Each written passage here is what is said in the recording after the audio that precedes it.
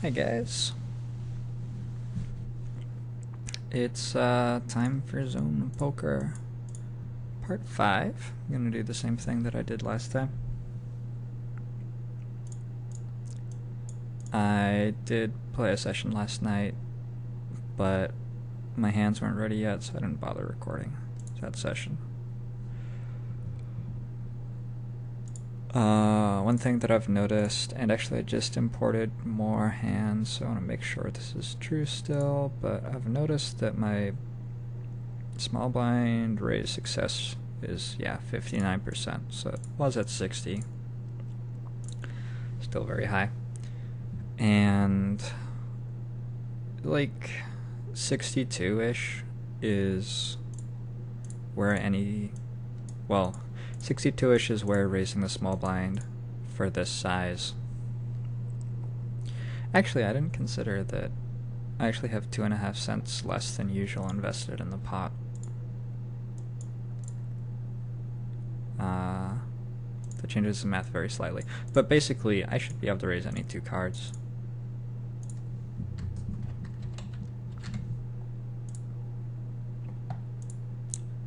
I don't think I even need to see bet this, but it's such a strong hand.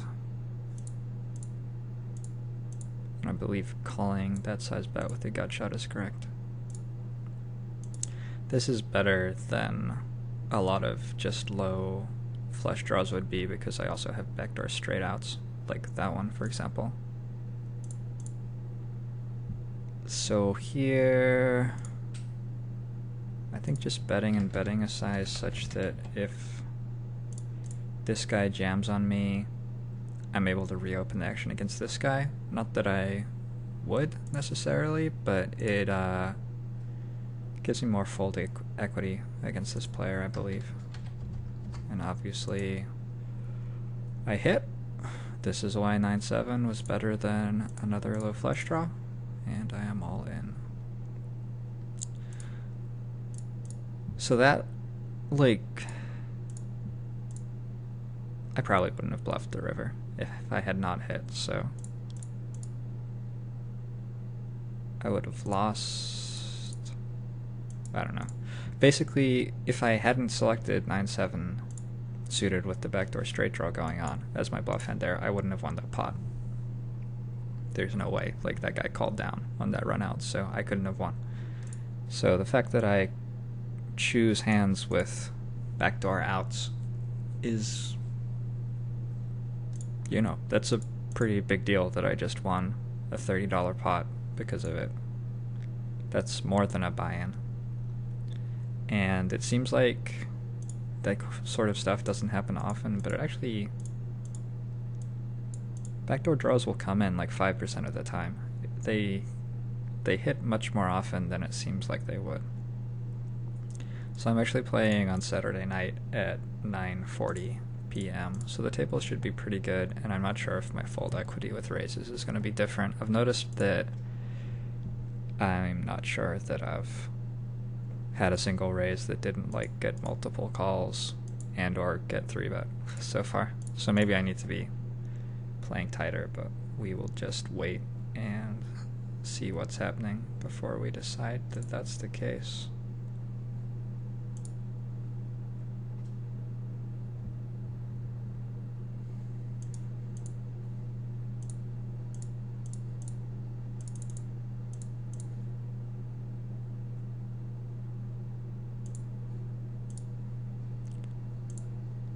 Here,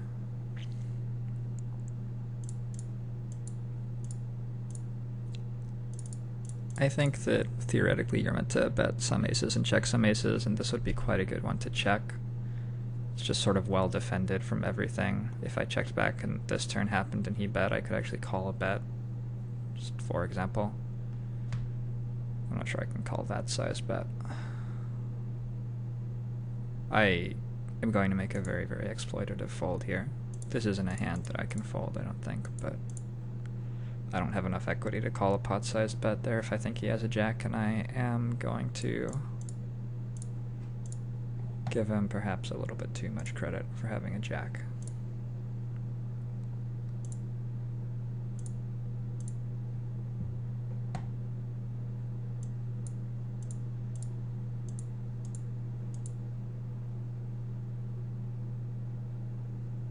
I'm pretty close to being able to call that size bet, actually. Maybe I could have. It seems very break even. This is just a check down. Not an interesting spot. Yeah, very, very often poor players seem like they check down their strong hands and then decide to overbet the river. I assume that's what was going on there. So,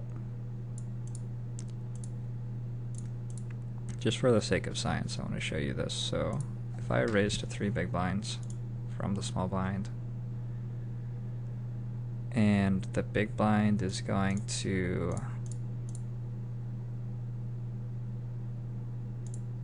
raise sometimes,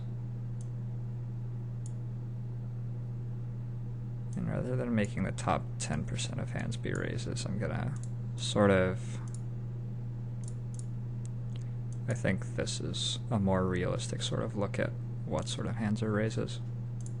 Just gonna check fold this board against a hijack caller when I open under the gun.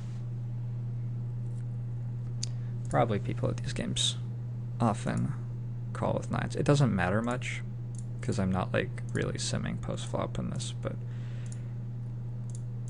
that's the general idea. And then they're gonna call about 30% of the time. So what I'm gonna do to represent that is I'm gonna take this range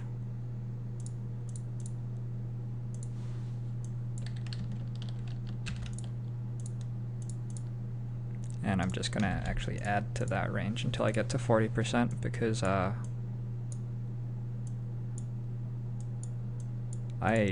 am not even sure how you only call 40%. So I'm gonna have to choose some hands which I think are obvious calls to leave out, and I'm not sure which ones I meant to. But again, it shouldn't matter too much.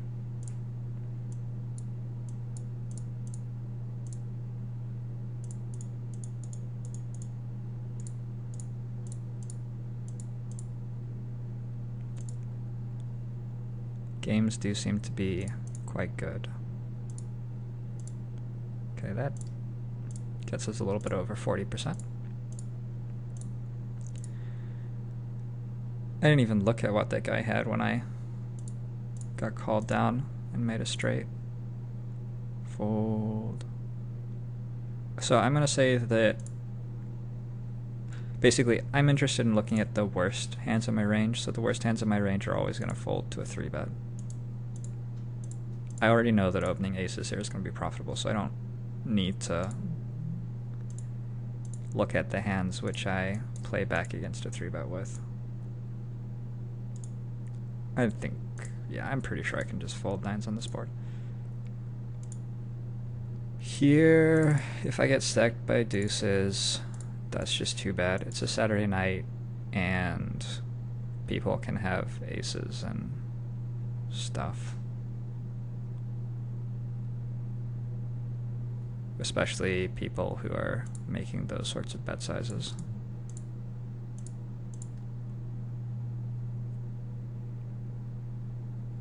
Okay. That's like just 100% cooler, in my opinion.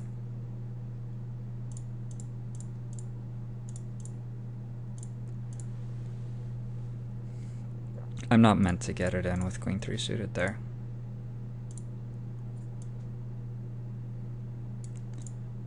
So what I'm going to do is I'm going to have myself fold 75% of the time on the flop. And then we're going to check down the hand the rest of the time. And so what this is representing is not only am I looking at the worst hands in my range, but I'm also assuming that I only collect 25% of my raw equity. There's a variable in poker called R. And what R represents is what percentage of your equity in the pot you actually collect. So a hand like 7 deuce offsuit isn't a very good hand, so you end up having to fold it a lot of the time, even when it had some equity in the pot. I don't need to c-bet this hand. I believe that this is a very good board to delayed c-bet though, so I'm going to delayed c-bet. Just fold when he bets.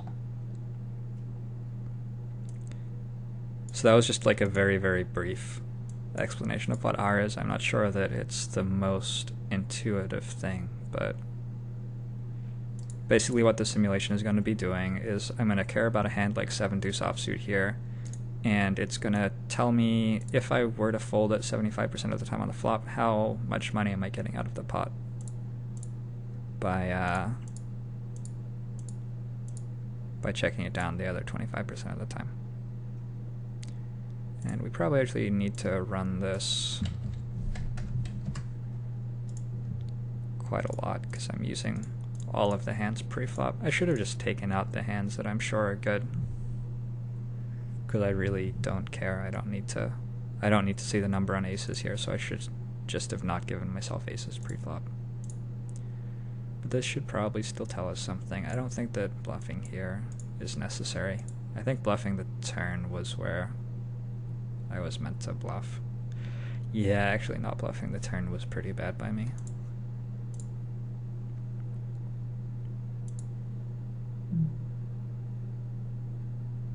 Oh well. So this will tell me my equity.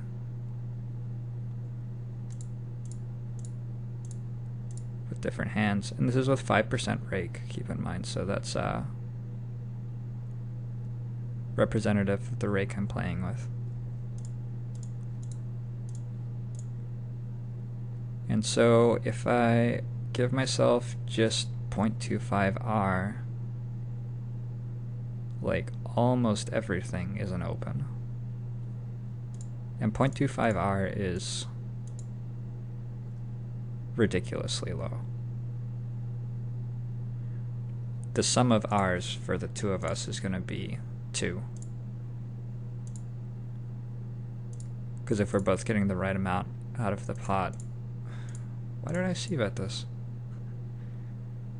I don't know. It's a board I'll get folds on. It's just I'm very obviously distracted in talking about this simulation. So I'm gonna change R a little bit and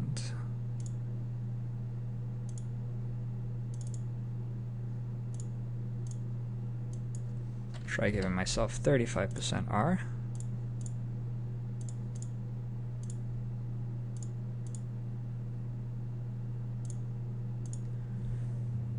I actually think that check raising this particular combo is pretty sweet. I think that check calling it is pretty sweet. I'm gonna check raise it.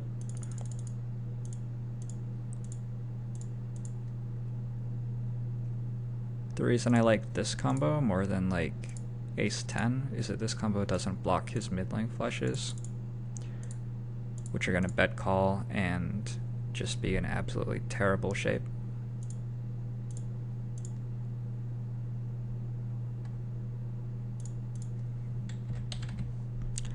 You can actually argue for checking the turn, in my opinion.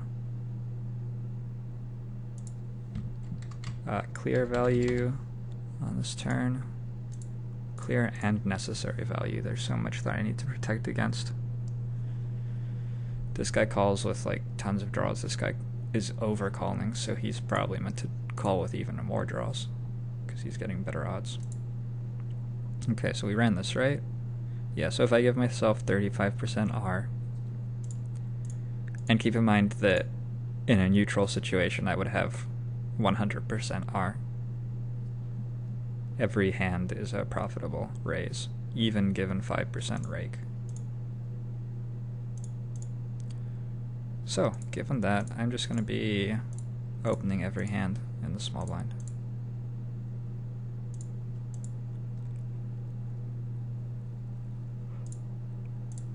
This is a mandatory call.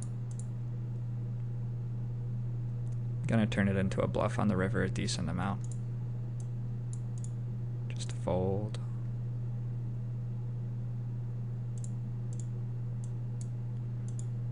It's one of those hands which is definitely too strong to fold to one bet, but certainly does not want to keep playing against a second bet. It's not a difficult hand to play, I guess is what I'm trying to get at.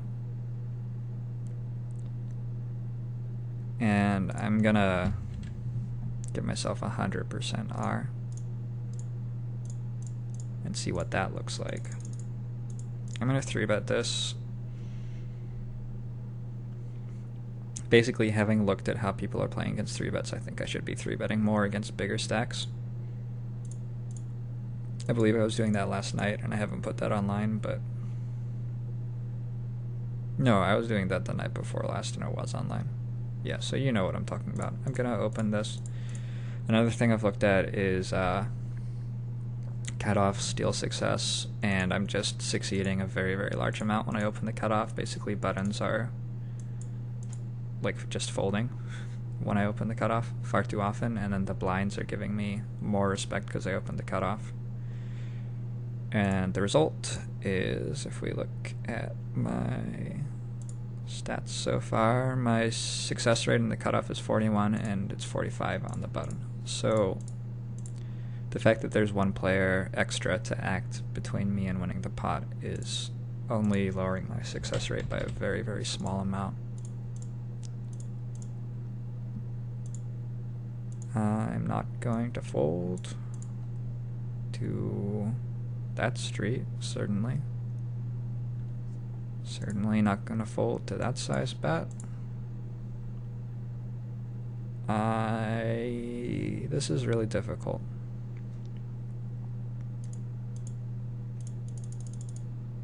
I'm just going to fold because small blinds don't open wide enough.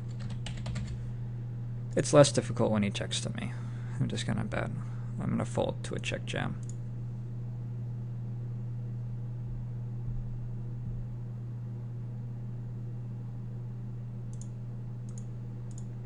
Cool.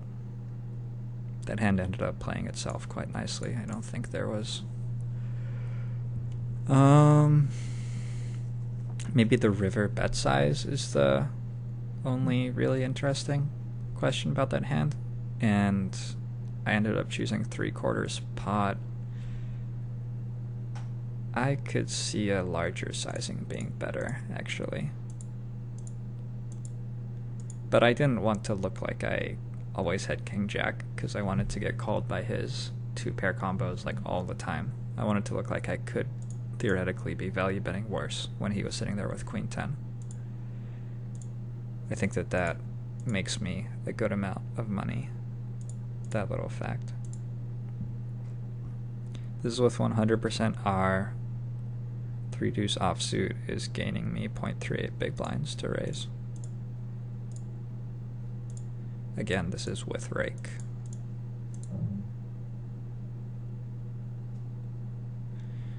So yeah, those were some numbers. And basically the point is that I'm going to be raising a ton of stuff. Now, an interesting thing to look at maybe in this sim is we can... So I had 44% success from the cutoff, right? Something like that. It would be easier to look at the button first. I had 48% success from the button. I guess I'm not actually looking at hands right now. I could have done this last night when I didn't have all of this stuff. And I have 135 to go through, so... ugh. I have 45 success rate from the button, and... what I'm interested in is how often the small blinds are continuing by calling versus folding. Small blind and big blind. So I guess I can look that up like this. 6%.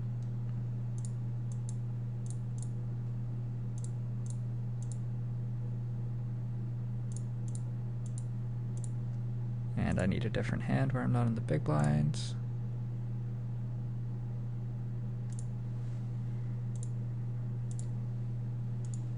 I don't know why it's giving me that. I want that.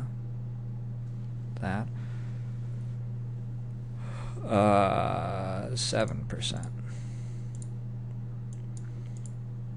This is a hand that I just have to call when somebody donks like that.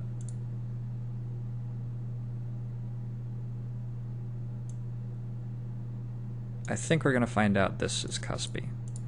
after I do some math. Here I have a gutter.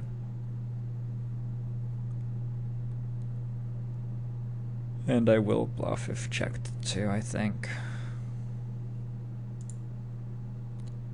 And I'm quite tempted to call that size.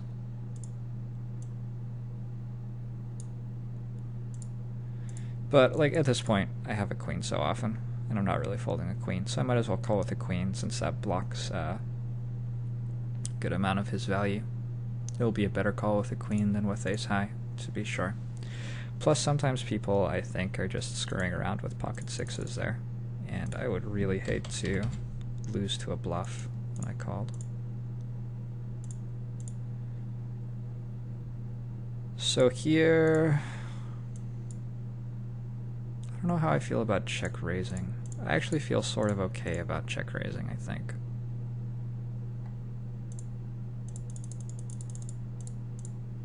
And then betting the river. I'm not sure that this guy is going to play super intelligently against this. I expect that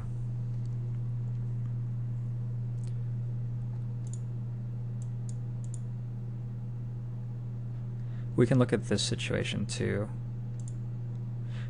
Yeah, I think I'm going to look at just a ton of these, and maybe I'll keep track of my findings in Notepad or something.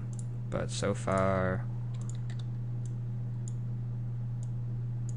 no, I'll just keep track of them in CREV. So we need a new... We don't really need to keep that because it just said I should open everything in the small blind, and I can remember to do that. Sorry if this is too like schizophrenic for viewing, but like this is mostly for me, and so I'm gonna do what I gotta do. So I'm gonna raise to 3 on the button. The small blind is going to raise, and that's gonna end the hand as far as we care, and we'll call sometimes. Okay, we need to know how much the big blind squeezes and how much the big blind calls. That was the wrong button. Yep. One of these days I'm gonna make a pair in one of those pots, and I'm gonna be really excited. And then they're gonna have aces probably, but I mean, all the same. So the big blind, we want to look at overcall and squeeze percentages. So squeeze against the button 5%.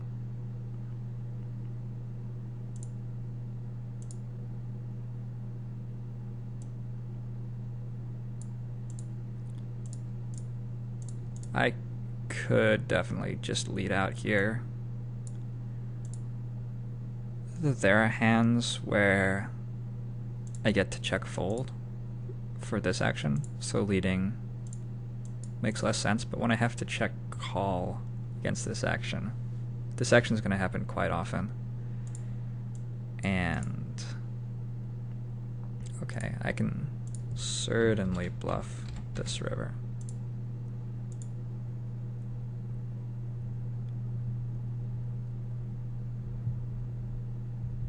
I don't know why this is happening.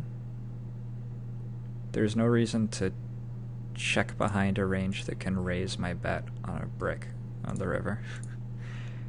That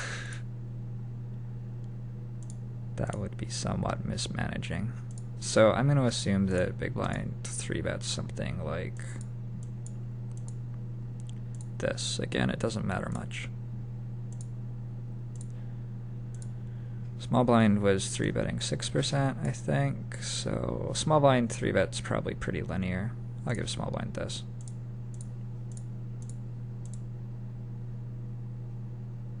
And in this situation, I'm just going to fold, and the hand is over as far as I care. Sometimes the big blind will overcall. So that's the next thing I need to know. How often does big blind overcall?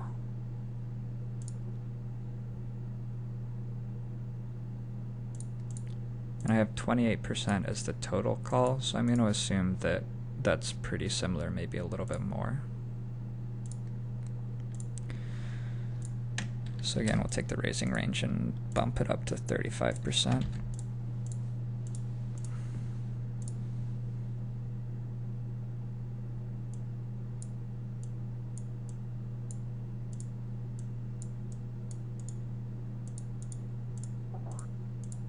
Just check folding here. A multi-way pot.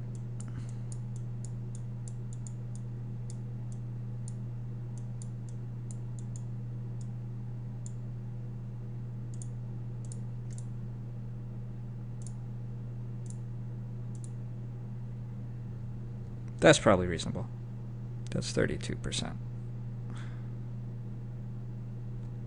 No, I need more hands. Oh, people like their aces. That's right. Yeah, we'll give him that. Sorry, that's just so... That's very non-intuitive to me, because that's a very, very bad hand. But people don't understand how hands work pre-flop. So in this situation, I am on the buttons, I have position. So I'm going to say that I realize somewhere in the vicinity of 70% equity. 60%? Let's give me 60%, so I'm going to fold 40%.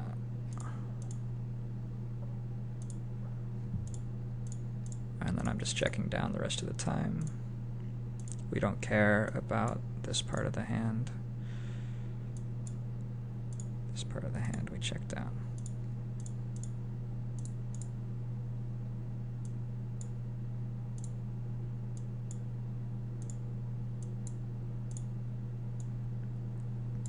Obviously this is very rough, but the goal is to show which hands are very obviously have to be opened from the button. And we're going to have a lot of hands which are like clearly cuspy, and we'll just have to deal with that.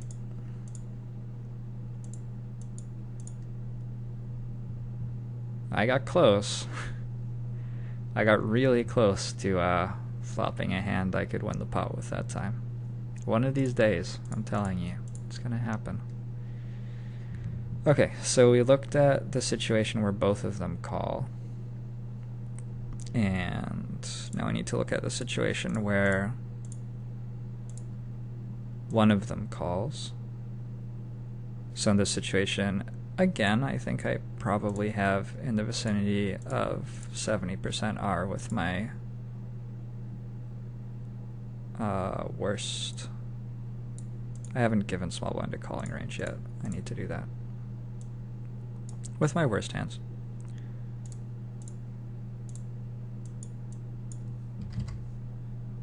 Because I'm in position, people don't like bet that often when I check behind the turn. Etc, etc, etc. It's a defensive estimate. We're going to check down the rest of the time.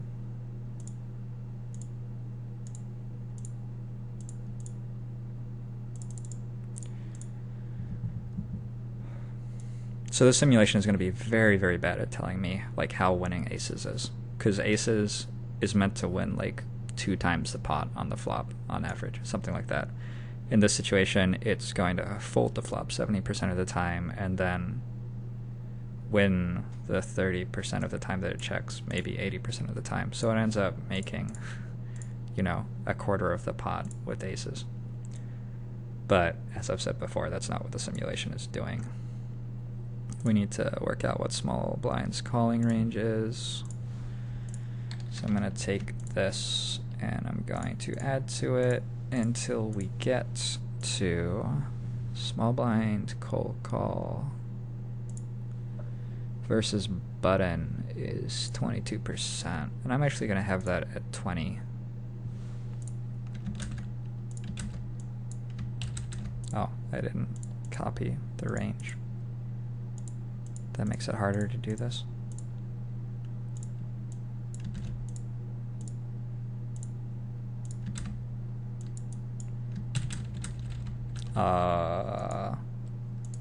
Did I put my keyboard into Dvorak maybe?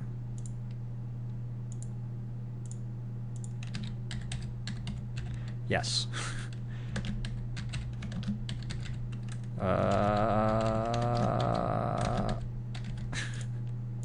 Okay, I have to work out which combination of keys to press to switch my keyboard back. And I'm having a lot of trouble right now. No, I just turned on caps lock. Alright.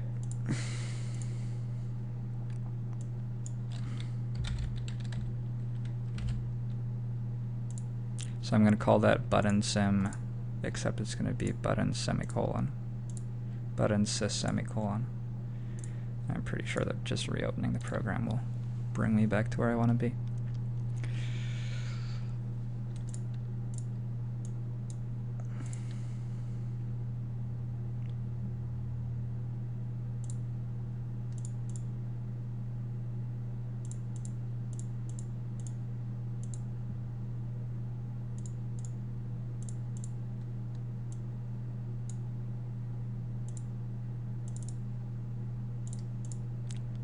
It's going to be a 3-bet. Pretty good 3-betting hand.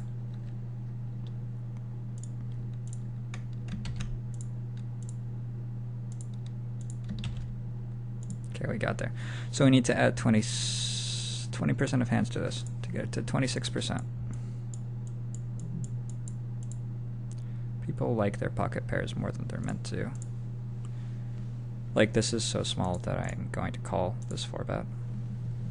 This is quite a good flop for my perceived range. I expect him to check to me quite a lot, in which case I will bet. If he bets, I'm just going to fold. It's fine. It's a spot where I don't think a bet with ace-king there is profitable for him. So if he's going to make that play, he's going to be losing money. I don't need to worry too much about that. What are we going up to? 25%? There's people are calling the small blind way too wide. These ranges just sort of hurt my head.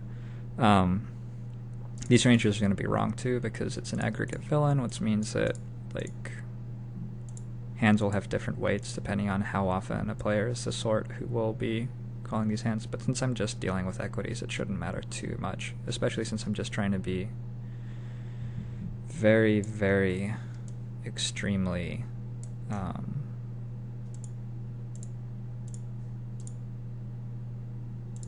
going to bet this since we're short. I think that just betting for value, going for 3 small streets is the best play. I don't actually beat like ace-8 anymore, so I'm going to check call the river, let him bluff. I didn't love that timing, but I'm not folding.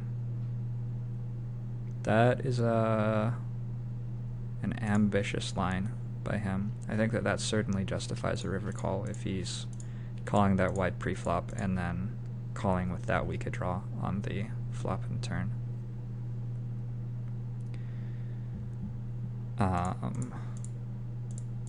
Given that there are 2 flush draws on the turn, that draw drops very, very drastically in value. I mean, it's already just a gut shot, so it wasn't very good to begin with, but the fact that when you hit your gut shot, half of the time your opponent's going to have flushes in his range, which you're getting stacked against, is pretty problematic. So now we want to know the big blinds 3-bet just straight versus a button, which is 7%.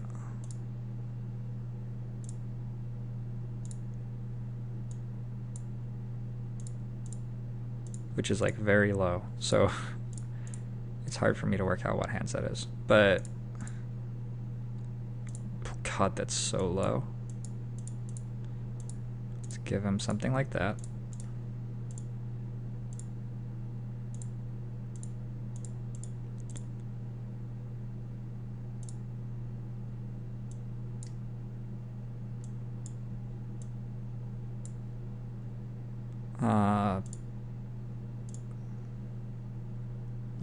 I really like check calling here.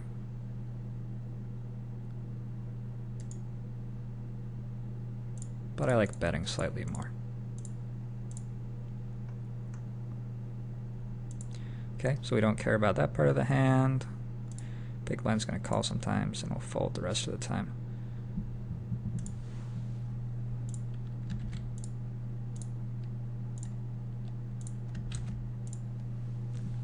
And the calling range should be pretty wide, but it's actually going to be narrower than it's meant to be in this case. That was the wrong pop-up.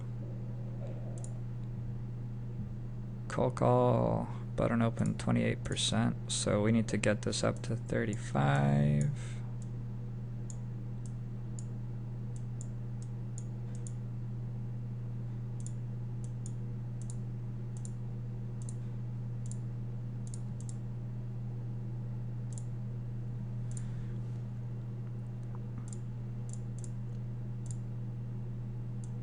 People love their aces. Okay.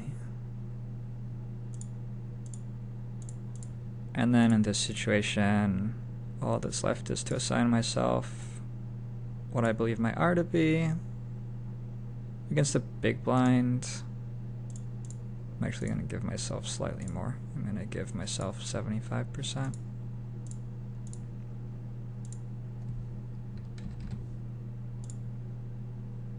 No, I'll give myself 70%.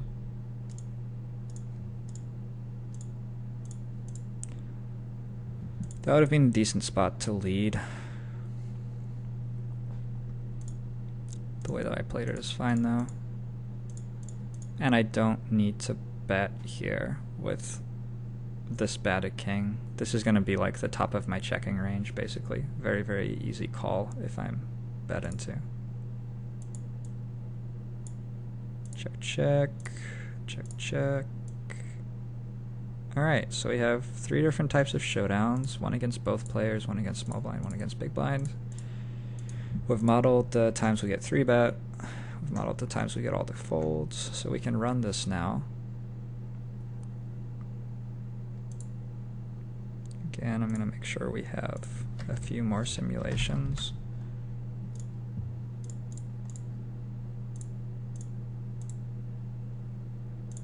That'll take a little bit longer to run because it's a much more complicated tree, but it will basically give us the same thing that the small blind open was telling us. And my assumptions may be way off, but one thing that's sort of cool is we can check and see against the actual results if the stuff that this is telling us seems completely unreasonable.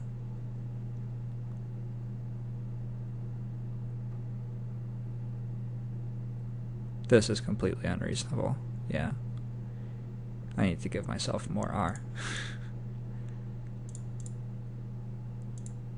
Oh, I was gonna open that. Whoops. Because that is certainly not a reasonable cutoff opening range, or button opening range.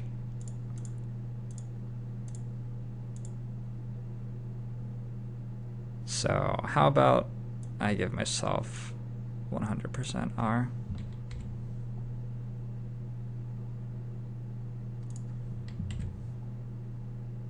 Oh god, I was giving myself 30% R.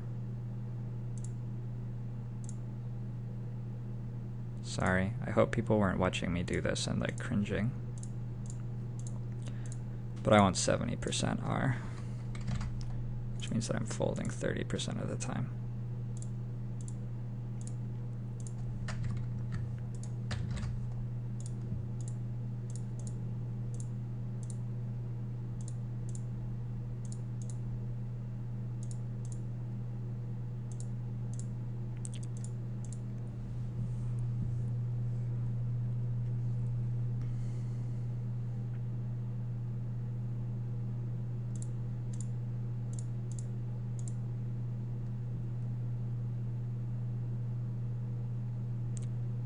Pretty okay flop for me here. It's sort of a weird spot because I have 16 combos of ace king and the other guy doesn't, which means that I should just like always win this pot. Pretty like if I have sevens here, I'm considering triple barreling because my range is so strong. Against this guy, I expect him to call too wide, basically. I don't think he'll fold queen jack when I think the queen jack is pretty close to being a fold on this board. So I'm happy to just bet 3 times against this guy.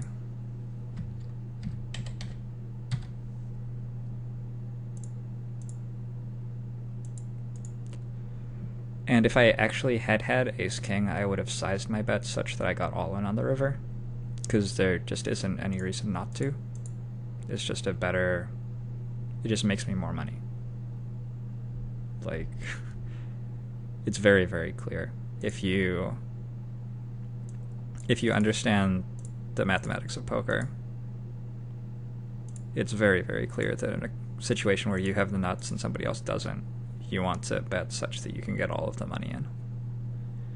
And this guy just had a raggy queen, which is, yeah, why I was very happy to be value betting strong sizings. Not that I wouldn't have been in another situation, but I would have been somewhat less happy about it.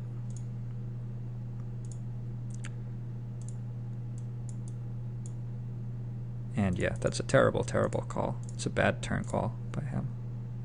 It's a bad preflop call as well.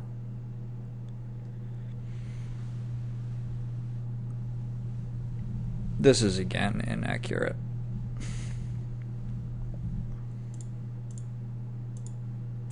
Let's give myself 100% R then. Obviously this is quite trial and error.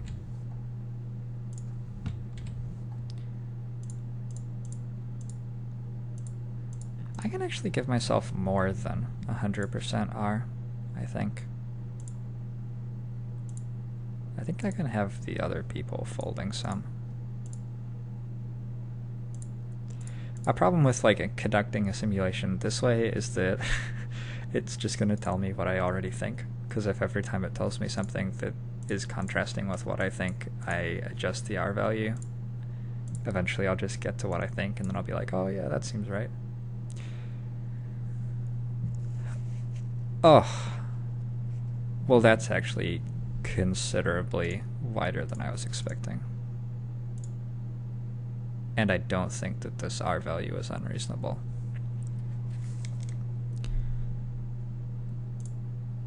Okay. Certainly with suited cards, it's not unreasonable. With offsuit cards, it may be unreasonable.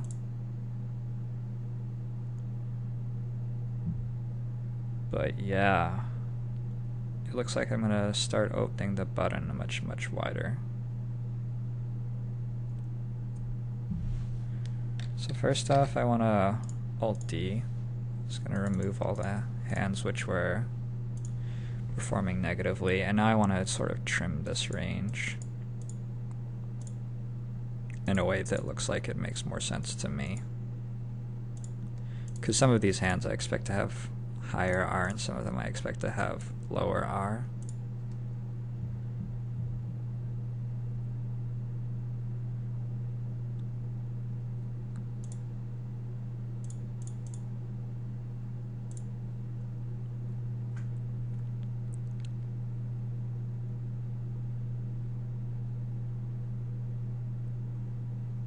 Huh.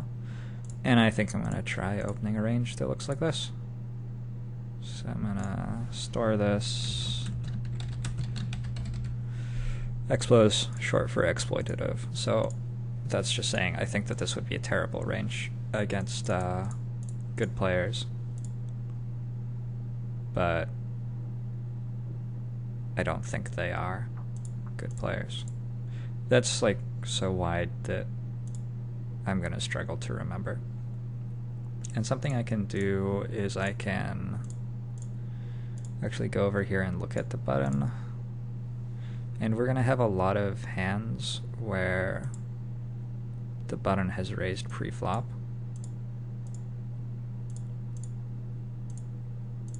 Good lord. I like have been 4-bet every time I've 3-bet or something. So what I want to do is filter, common filters. Was the pre-flop raiser. This is another hand which is like a standard 3-bet bluffing sort of hand in this spot.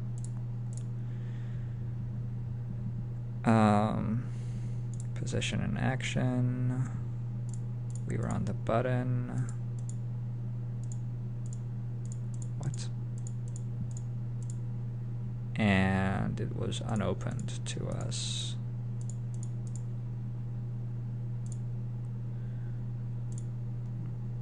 So that gives us a look at the hands that we have opened on the button. And we have a total of 622.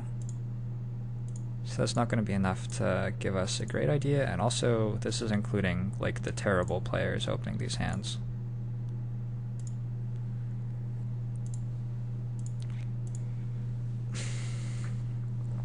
And so yeah, this is obviously pretty problematic because it has things like these middling hands losing, which it's definitely not meant to.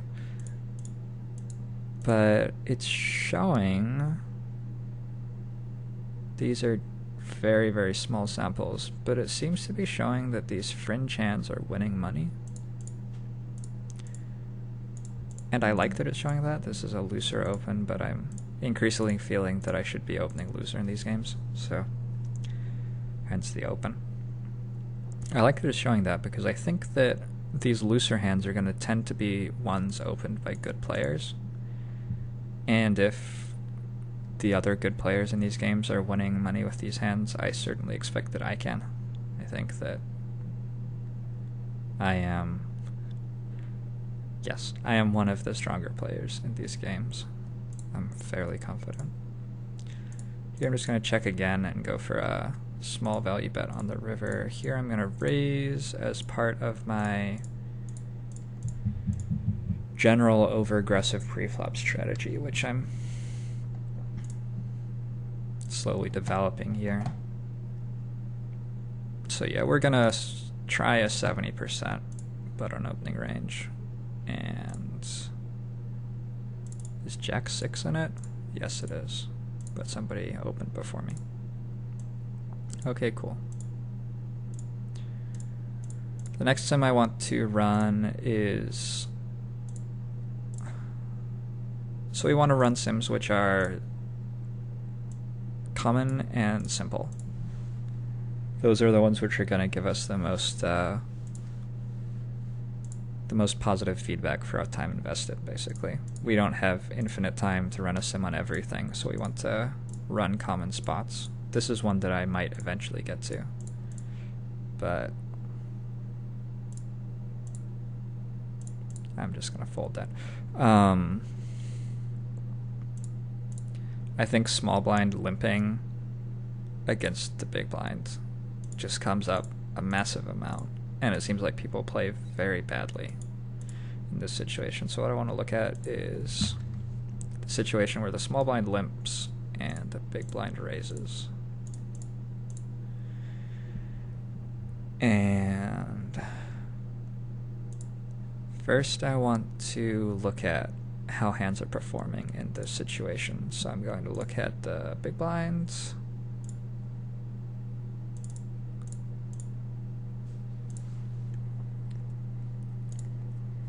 And I'm going to filter.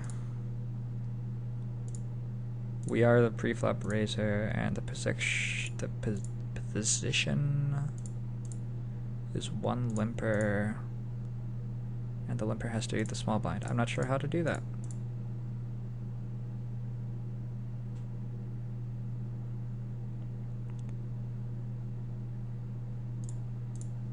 That's shitty. Crap. I need to be able to do this. First player? Use verse player, small blind. This might do it.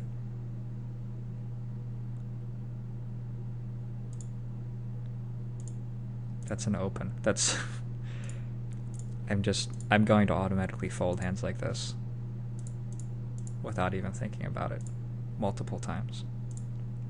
I believe I can still keep exploitatively overfolding against 3 bets. I haven't seen much to tell me otherwise. So is this telling me the right thing? Small blind limps, big blind raises. Yes. But we don't have enough samples of this hand to tell us much, really. Unfortunately. This is just a pretty normal check call on the flop. 2 overs plus a flush draw. This implies to me that my opponent has a strong range. I still have to check call, but I expect him to jam a lot on the turn, which sucks. Okay, so he's let me realize all of my equity. I've missed. This is a very, very normal spot to bluff. It's like close to a mandatory bluff, I would say. And I need to bet to protect here. And I expect him to have folded ace-king a decent amount of the time there.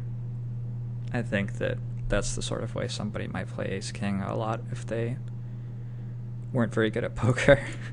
It's not the way I would play ace-king.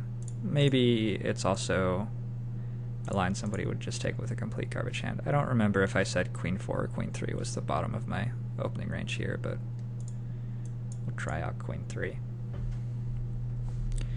And I am going to be keeping tabs on how these fringe hands are working, because if these are actually losing money, it could cost me a lot of money to be doing this. But as long as I check back, we should be fine.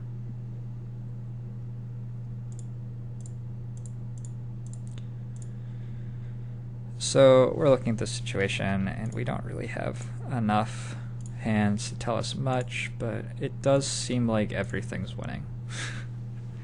That seems like we're just winning a lot of money by making this play, raising the small blind limp with like anything.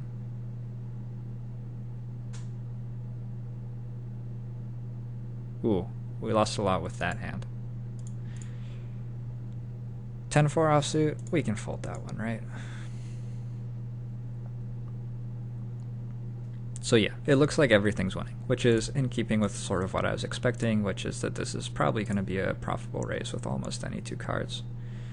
Let's look at one of these hands and get a handle on ranges. Small blind is open limping the small blind 21%,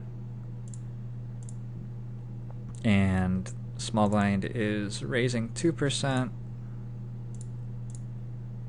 calling 52%, and folding 46%, over 100 hand samples. So that's actually a pretty decent sample.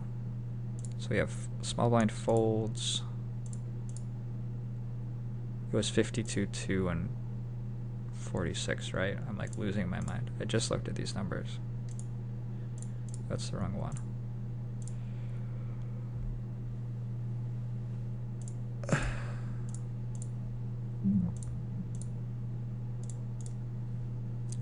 $52, 2, and 46.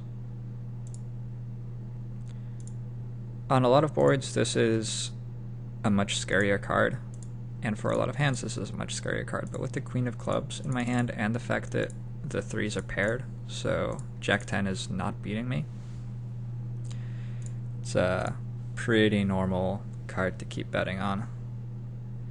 And I think the river bet is gonna be thin but profitable. I think that versus that bet, I have a comfortable fold. So, okay. I'm planning to bet too much on the river, basically, and when he donks over pot into me, that takes away any need for me to do so. So, Against some players, that line might have been a good line with some sort of draw that hit from my opponent, or maybe a full house or something, but against me, it was certainly not. So I want him to be folding the rest, because I don't want to try to work out what a folding range is. So we're going to raise 2% of hands.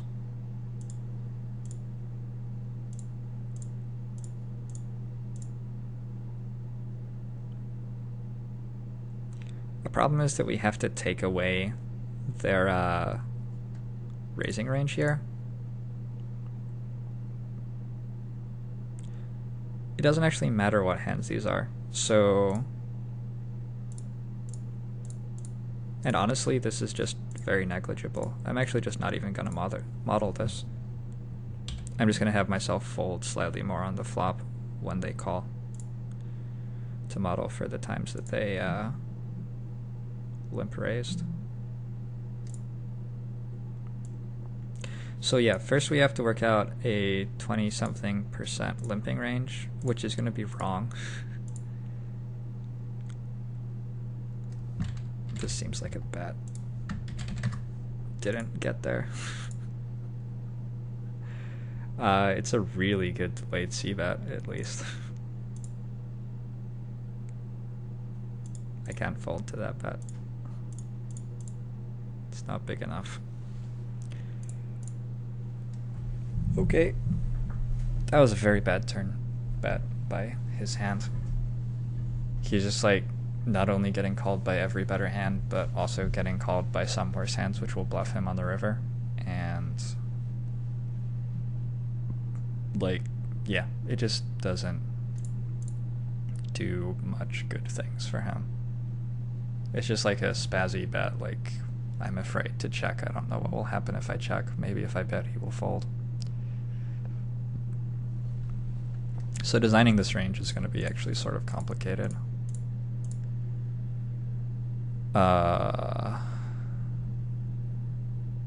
What do I think a limp call range looks like though? And we'll just sort of work out something so that it adds up to 10% of hands total.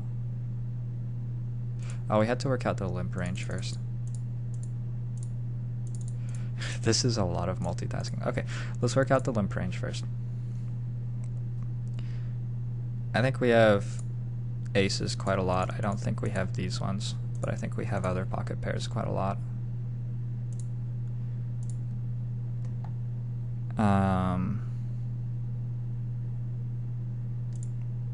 I really hope we don't have that. I don't think we have many of these. We're looking to get to 20%, and I'm going to definitely be using some mixing to get to that, because this is a situation where ranges are going to be very odd. And so playing against an aggregate villain, I don't want to assume that they always have one hand and never have another. So I'm gonna make this portion of hands limped 50% of the time. This is the bottom of my opening range, I think I decided. Something like that. Maybe it was Jack 6. It feels good. It feels good. And I'm going to have this portion limped 75% of the time.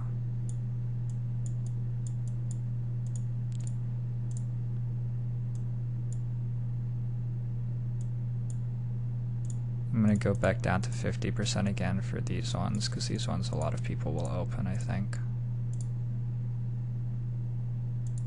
What are we at? We're at 50% of hands.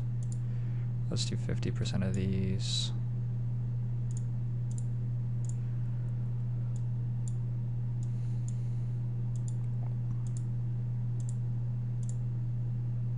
These guys seem like they get raised a lot. These guys seem like... Wait, these guys seem like they get raised a lot. Whew. These guys seem like they get limped a lot. And then these guys will often get folded. I assume. I think the people limp like offsuit aces less. We're at 35%. Need to get to 20%.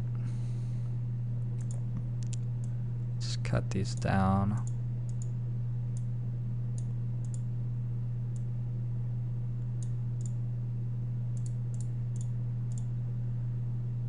And let's put these guys in the 60% range. Okay, that got us there. That's like a very flawed and rough guess, but we don't need to be accurate here. There are obvious flaws with our methods already. So if we want to call with about half of these hands, more or less,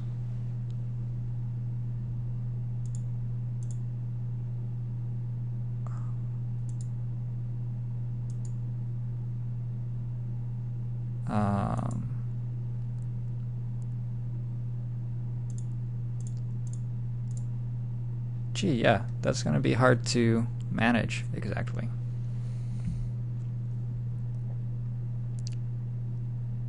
This guy's betting very large at me. This is not a board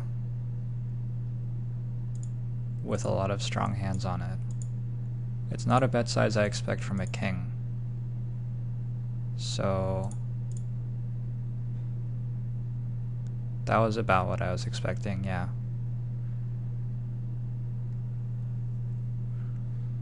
Interesting.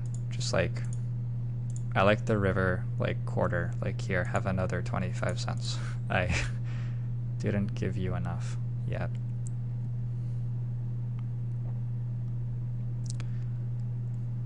Yeah, this is hard to model.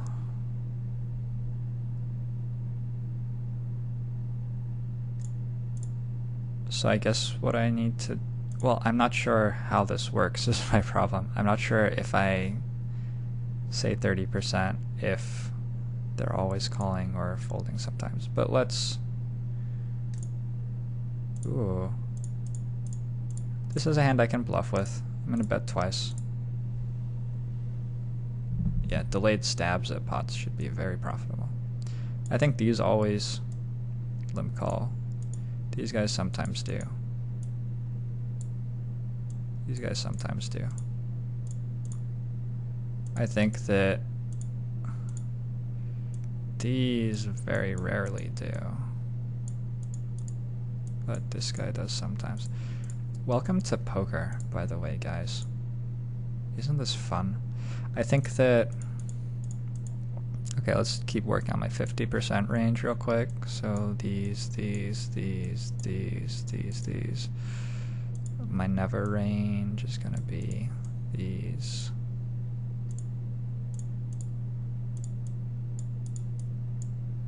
My always range is gonna include these. And these. And this. My never range is gonna include these guys.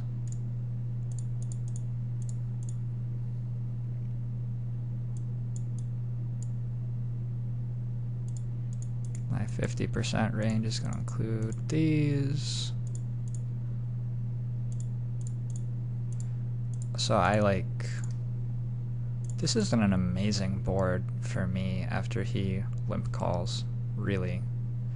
But my hand is so good for c-betting that I think that it's a pretty clear c-bet. This is a very, very, very easy check call. Very, very easy with this hand. And I can check fold this turn, I think, with it. Certainly gonna raise here. With the results of the investigation pending, I'm just gonna be lazy here and have like some of these go away and some of them stay. Alright.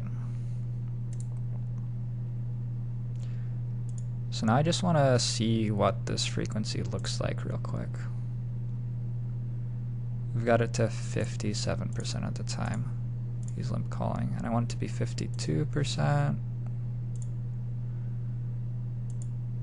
So rather than waste more of my life, I'm just gonna do this a bit.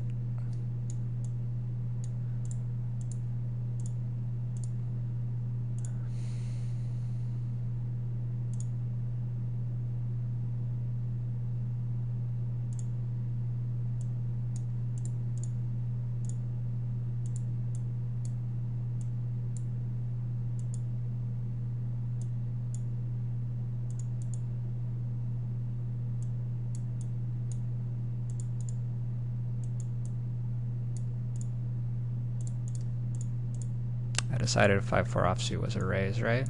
I hope so. Why is it going up?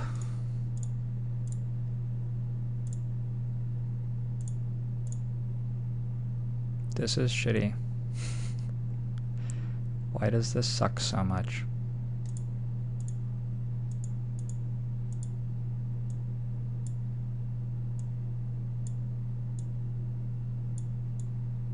I'm just gonna make everything 50%. This one's probably a fold, right? I can't even like see which hands are 50% already and which aren't. It shouldn't make that much difference though. I'm gonna leave those. I guess there were some, let's see where that takes me. Close enough. Alright.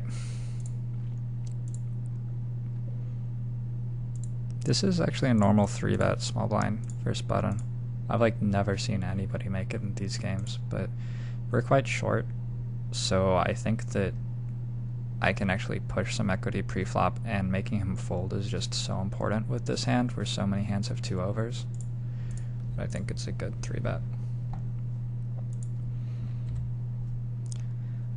And so in this situation I'm going to give myself 100% R.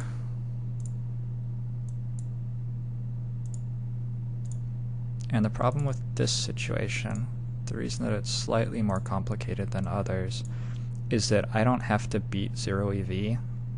I have to beat the EV of checking, if that makes sense.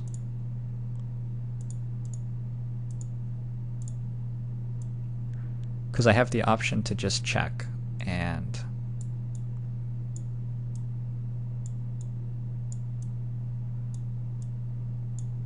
see a flop when somebody limps to me in the big blind. And I could have done this for like on the button, because when I'm considering whether to raise or fold on the button, I do actually have to make sure that raising is better than limping as well, because limping could theoretically be the best option. The thing is that on the button, limping costs me 25 cents. This board is wet enough that I'm just going to check fold.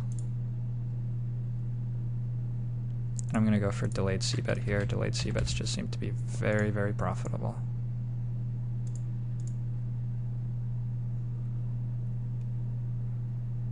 That's just what my data says. Here, I'm going to overbet. I don't think he would take so long to call with a flush draw.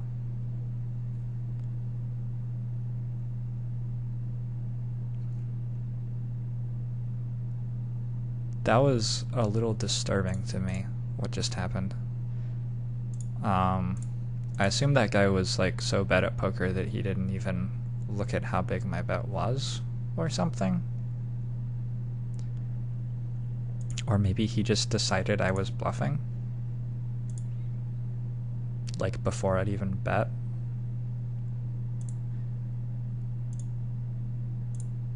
I don't know. I'm assuming that this is going to end up being a raise in this spot. I'm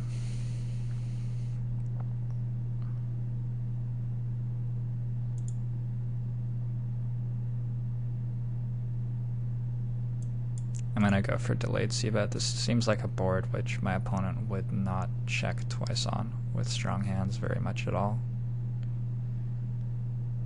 And I really like the 10 turn, because it looks like I can have a 10 pretty reasonably. And we're going to give myself 100% R in this line as well. Again, this is very rough.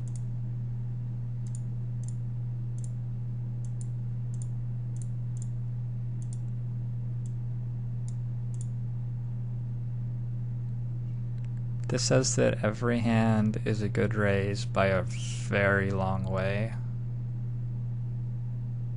Is that right? That's amazing. Oh, well, yeah, I know why, I guess. And it says that 3-2 offsuit is a better raise than call. I guess I didn't consider that raising was tightening his range. Yeah, that's a problem with my methodology. And it actually sort of matters here. Well, can't fold.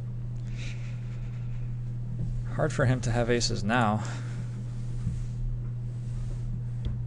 Just like decided to give me 50 cents. Checking down would be normal there. I'm opening 100% in the small blind. I don't remember if I'm opening this. No, I'm not even opening 5-4 offsuit. I think that's a problem with my range. I think that 5-4 offsuit is a better hand to open than Jack-5 offsuit. It just plays so much better, and that's worth it. Okay, well, this has been a rambling hour and 12 minutes of me frustratedly trying to make simulations work and having mixed success. We have learned that I don't think that raising 3-2 offsuit is like super bad. But the way that I set up the simulation was, now that I think about it, very dumb.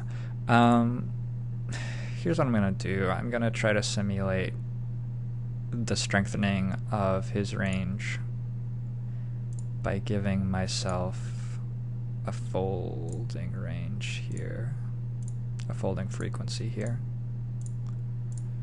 of 30%.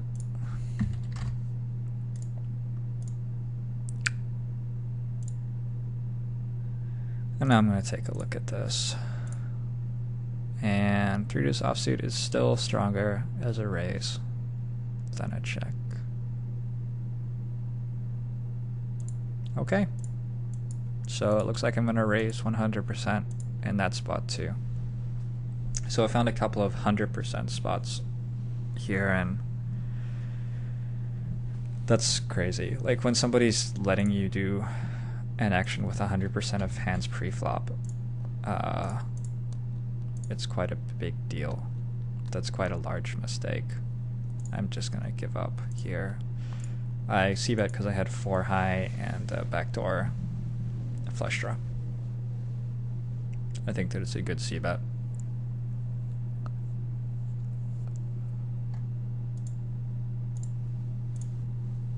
Alright, cool. So I will record part 2 of this video as well.